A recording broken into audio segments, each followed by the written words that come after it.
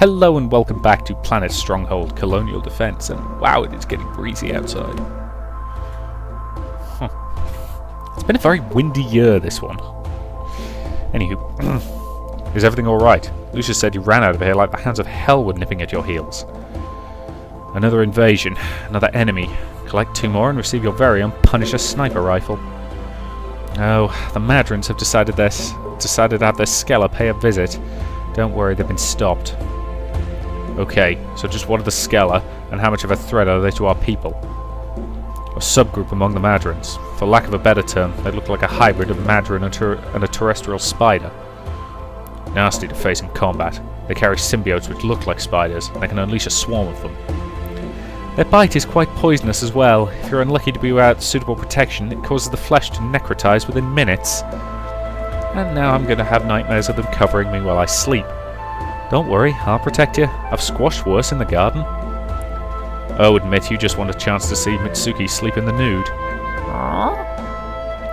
And why haven't I heard about them till now? I imagine it's because the Madrons like to keep their presence a secret. They don't exactly allow them to interact with anyone else. And the battlefield is about the only place you would see them. However, they are Madron through and through. They share the same headache-inducing wavelength. Just how many kinds of Madrons are there? So far, we've only identified 4 subtypes. These Skeller are among the rarest, followed by what are termed warriors. We call them Augustes, twice as strong, twice as deadly. Then there is what most people think of the normal Madrons. They are the ones encountered by most species. Finally, there are their rulers, the queens and the princesses. Do we know why there are only female Madrons? Not that I'm complaining. We suspect they're parthenogenetic. If there are any males, we haven't detected any. And the multitude of forms? They are possibly the best genetic engineers in the galaxy. If you ever visit their cities, they're more beautiful. They're a biological equivalent to the most technological advances you can think of. What should be more terrifying is just how broken our security system is. Queen Shill will be picking out our tombstones if Galenia hadn't spotted her first. I told you there was a traitor among us. Who has to die before we do something about it? And stirring up a witch hunt is going to help us how? If there is a traitor, why can't you have Griselia find them? It's not as easy as you think. Look, as I've stated before, some people are almost thankfully transparent, like Charlotte and Mario. Others are more difficult, almost impossible, like the captains, Samuel and Mira. Not to mention you might be the spy. Hey, I won't have you talking about Griselia that way. Most of us could be suspects as well. Admittedly, it would require technical know-how that some of us don't have. Even if we have to start from scratch, we're going to patch this security leak. That may be easier said than done. According to our weather reports, a gigantic sandstorm is heading our way. What? And why didn't we know this sooner? Maybe because all indications were the next 4 to 5 days were going to be completely clear. Could this be man-made? As much as I'd love to say otherwise, my people haven't weaponized the weather. Fine, alien-made. The next person to correct me over a minor quibble is going to wear cement shoes. Do we at least know what direction it's coming from, and how strong it is? It appears to have come from the direction of the Paladrains. And all that sand would do little harm to their crystalline cities, other than scour it clean and cause it to sparkle in the sun. I think that's the nicest thing I've heard you say today. A craftsman recognizes quality when he sees it. There is some other indication this storm may be artificial in nature. What have you found? We've detected nearly microscopic crystals borne aloft in the winds. I predict exposure to an unprotected human would be quite fatal. Although if someone wishes to volunteer, we could make this a certainty. How fatal? Let's just say if you inhaled those crystals, you'd know how it felt to have your lungs lacerated from the inside out and drown in a mixture of blood and meat. Alright, so don't go outside. Seems like a simple enough decision. One doesn't have to be Sherlock Holmes to see who's behind this. Not to mention fighting is going to be tough in a sandstorm. Visibility is next to nothing. Something else to bear in mind is the sand itself. It's going to get into everything unless it's been sufficiently sealed. Looks like the Paladrains have a strong hand. Hurricane winds, which will turn our lungs to coleslaw, and enough sand to cover us twice over. Is there anything we can do about it? Reroute the power, turn some of the buildings into ESPs? Extrasensory perception? I don't know how granting psionic powers to buildings will help. I mean, it might work with the blinding sand. No, wrong branch of science. ESP, electrostatic perceptors. Depending on how much power we reroute, we could attract much of the sand and crystals to those buildings. And how effective would this be? Depends on how much power we divert, how much of the colony you wish for me to cover. It might be possible to provide maximum coverage, but there'd be very little power to work with. If we do nothing but cover essential buildings, well, your manpower is going to be limited. There is something strange about this storm. Not just what you mentioned, but... my head! Okay, I am going to say use as much power as necessary. Let's light up the skies. My gears, thank you. This is why I had to record. Just hope my camera survives the effort. I'll need a sifter afterwards. There's bound to be something precious in it. Damn, now I missed my chance to chase this storm. Mission 14. Outside Colony 01. Blah, blah. Wake up, damn you. Well, look at that. Mitsuki's idea is working. It's a shame the sand and electricity are interfering with my camera. It's not every day you see a building made into a Tesla coil. Of course, you know Mitsuki's going to want you to make this permanent. Maybe we could let her light up the base on her birthday or something. Wait, Lola, what are you doing outside? Between Mitsuki's little project and the sandstorm, there isn't much for me to do inside. Shame, really. This planned to be great to build a resort. It'll be a tough sell, though, what with the death threats and all. For our sake, I hope the conflict is short-lived. There's a lot to recommend the planet. I don't think I've had a better tan since... well, ever. Talk to me when we aren't in the middle of a sandstorm. Right now you could build a sandcastle in my mouth. Ugh. Captain, unless my eyes are playing tricks, something large is heading this way. Ambush, thwarted, expected, prepared. You don't have to be Sherlock to realise that if a storm appears out of nowhere on Paladrain land, you had a hand in making it. Then your death. No surprise. Good. And, okay, good. We're back up to a proper number of cards. Let's get Charlotte back in here. Right. Spiked iron vines. Sharpshooters. Laser turrets. Battle drones. Missile turrets. Recruiters. And an automatic repair device.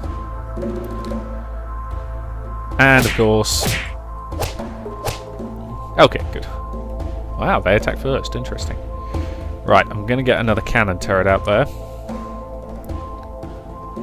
And a grenadier unit who will target... deal 2 damage, so you're going to target that one who's already not damaged. Okay, and there's nothing more you can do there, so... Sandstorm. Didn't have a chance to read what that does, but... oh, all enemy units suffer...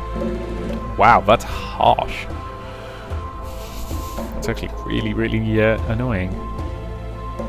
It's severely reduced the effectiveness of my defensives. So I'm going to have to get another missile turret out there and target him. Okay.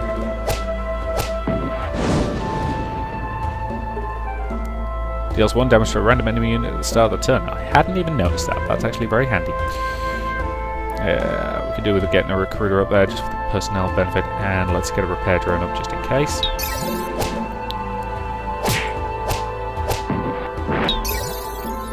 Spiked iron wall.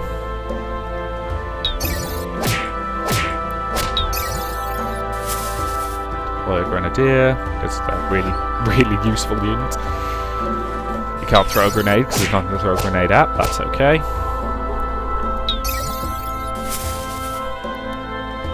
A lot of my cards have been weakened, but that's okay, because they've still got enough firepower to do at least a decent amount of damage. Haha.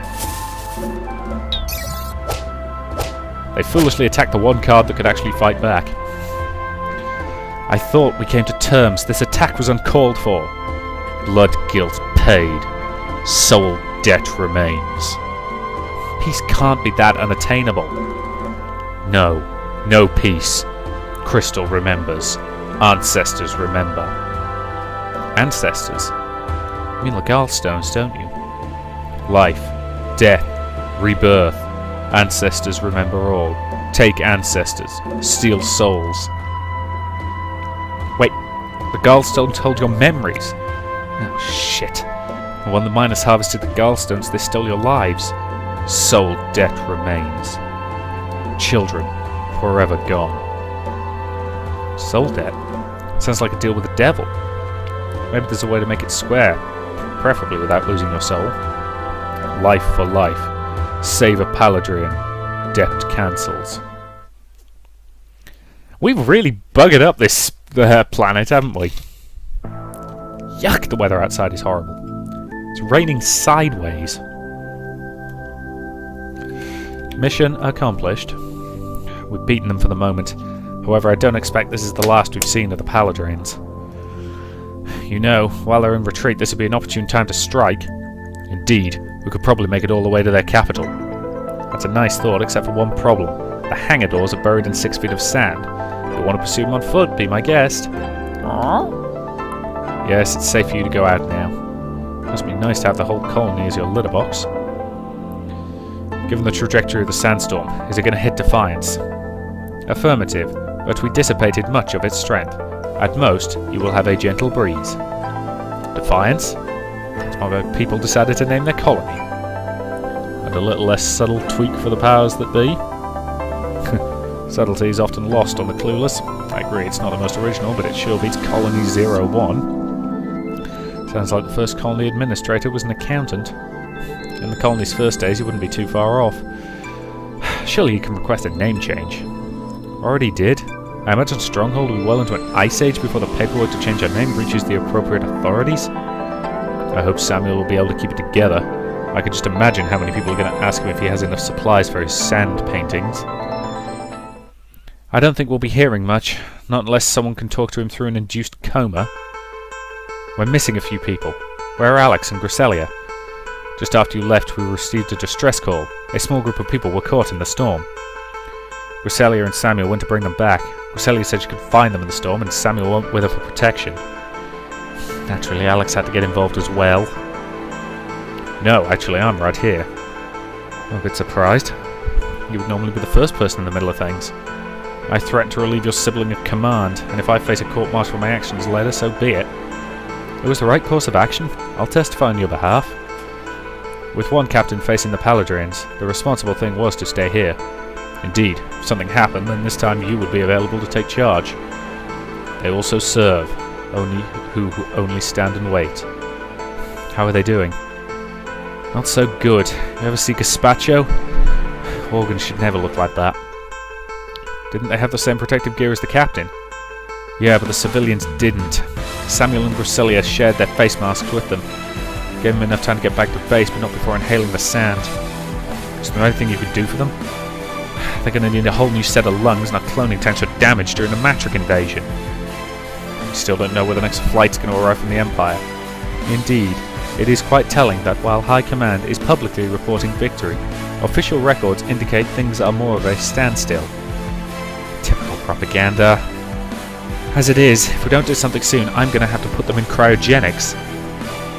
Are you certain there's no one who can help? Well, if we're on better terms with the Madrons, you could have approached them.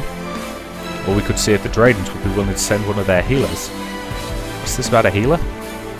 One of the highest ranks among Dradens is the rank of healer.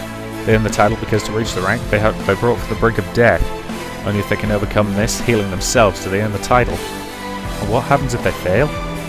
Well, it's a pass-fail test you definitely want to pass. You seem to know a large amount about the aliens. You don't get as far as a reporter if you don't know something. It's the difference between getting a story and getting a death sentence. But where would we find the Dradens? At least when they aren't invading. They've been rather quiet since our first fight. They're always on the move. They could be anywhere. Well, this is what happens when you have a species possessed of great wanderlust. Indeed, their evolution inclines them to a nomadic existence. Between their pseudo gill slits allowing for great oxygen absorption and powerful legs, they are built to run. You can find them at... This should be... You first. One of their caravans should be setting up at a nearby oasis. Do I have to ask why the two of you know this? We can't come running to the colony for all our needs, and the Dradens aren't half bad to deal with. Mitsuki, see if you can get the Dradens on the... And I think that's a reasonable point to end this part, so thank you very much for watching, and I'll see you in the next.